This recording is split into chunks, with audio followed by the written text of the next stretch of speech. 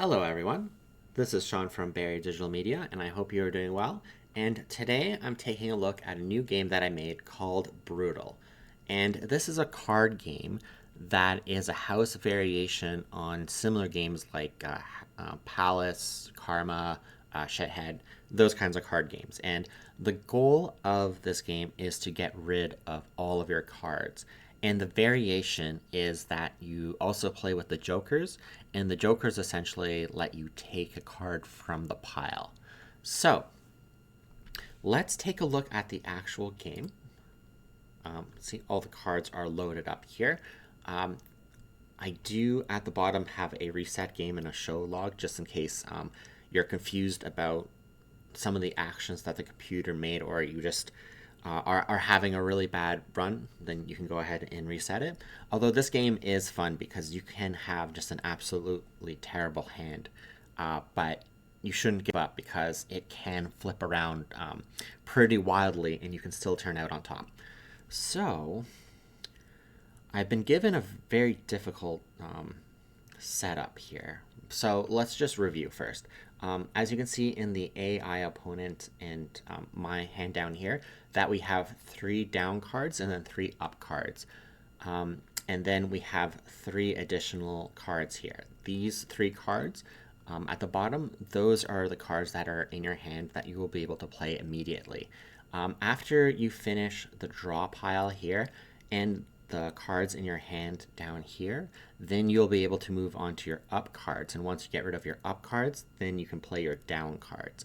And your down cards, you have no idea what they are. You kind of just play them at random and hope for the best. At the very starting of the game, you can swap out your different cards. So then you try to keep your best cards for the very last. But as you can see, I'm getting 9 cards. Or 9 is really the highest cards that I'm having here. I would prefer, the king and queen cards, and then more ideally, I'd prefer the special cards. There's about 5 or 6 different special cards. In fact, if I go down here, here are all the special cards. 2 brings your hand down to 2, or brings down the pile to 2, to the value of 2. The 3 mirrors a card. So let's say if the opponent plays a king and you don't have a card that can beat it, like you don't have another king or an ace, then you can play the mirror card and it becomes a king.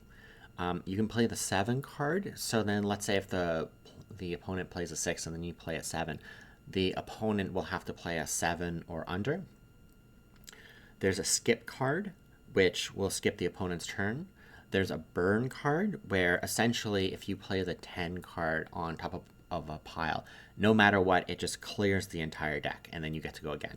And then you have the Joker card, where you get to take a card from the pile. I do have this little drop down here.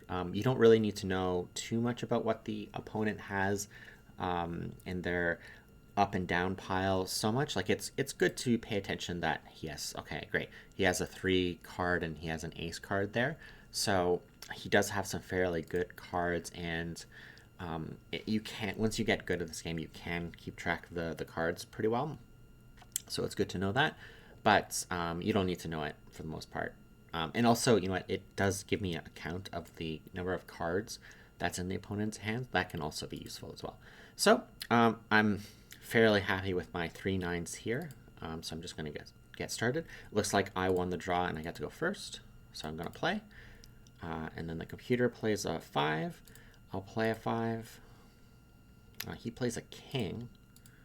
I'll play an ace. He plays another ace. Okay, and I'll use the 10 and it clears the deck and I get to go. So now I have these 2 8s and I can play them both at the same time. If I get all 4, then I can clear the pile with my cards. So I'm going to do that. And so it's my turn again. I'll play a king. And it looks like the computer picked up, so I'll play a 6. The computer plays a jack. I'll play a queen. The computer plays a queen. I can't really beat it, but I can mirror it or bring it back down to 2, so I'll bring it back down to 2. The computer plays a king. Again, my cards are pretty low, so I'll use my mirror card. Okay, and the computer couldn't beat it, so he had to pick up. And as you can see, as we go down, the draw pile here is reducing. So let's see. I'll play a 5 card. I'll play the 6. He played a 6. I'll play a 6. He plays a jack. I'll bring the number back down to 2. He brings it back up to queen. I'll bring it down to 2 again. He plays a king. I'll use my joker card here, and I'm going to take one of the cards. I'll take the 2 card. All right, I'll play it. Okay, so he skips my turn. It looks like I drew another jack, which is definitely helpful, or another joker, which is definitely helpful for me. Looks like he plays a jack. I can't go on it unless I use this card. I am going to play a king because I suspect he's not able to beat it. I don't think I saw an ace in there. Okay, I'll play the... Oh, okay. I'll play the king. Yes. Oh. I think he may have had the other kings because it looked like he cleared the deck there. Okay, good. So I'm gonna play the 2 7s here. Oh, it looks like he picked up his hand. So I'll play 8. It skips his turn. I'll play 9. Plays a queen. I'll play a 3. He plays a king. Oh, okay. Maybe there's a bug there. Maybe there's a little bit of debugging there. I will check that out. Okay, and then let's see. Actually, let's check it out. Oh, okay, that's what he did. So that moment where I thought that he played a king, he actually played a 10. So that's what cleared the deck. Okay, and that was a bad assumption on my side because in my previous turn, I was assuming that there was no kings left inside the game. So I'm going to play this 10 here. I'm going to clear the deck there. 3 cards left. I'm going to play a 6. He's playing a 7. Not exactly where I'd like to use my 3, but oh, that's pretty bad. So he played another 7, and so I don't have anything below 7, so I have to play that. And looks, he only has 1 card left inside of his hand, so this bar is probably going to pop up in 1 turn here. Oh, no, he had to pick up. Okay, let's see. So I think I'm going to play double 7. And then he plays a 4. I'm going to play a jack. Plays a 3. I'm going to play a queen. He has to pick up. Perfect. I play an ace. He plays a 3. I play a 3. So it should still be an ace. He has to pick up. Okay, excellent. This is the perfect situation. Now I have 3... now I have 3 9s here, and I'm going to play them all at once. So now my entire up pile is gone. And now I have just these remaining 3 cards here. And I have no idea which one is which, but it has to be a jack. And apparently it didn't work. So now I have the 5 cards inside my hand. I have to beat a 4.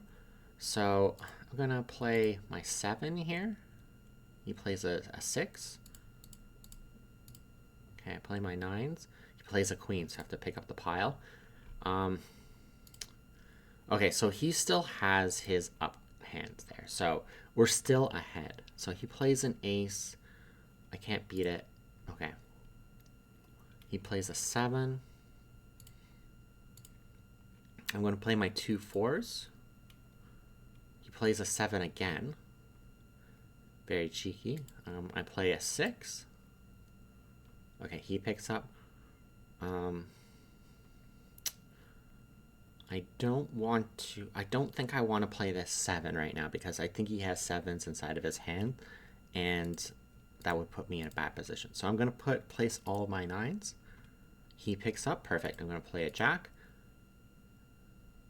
Oh, he decides to play a 3. Okay. Decides to play a 3 again. Okay, he picks up. I play my 7. And so I'm hoping that one of these cards is below 7.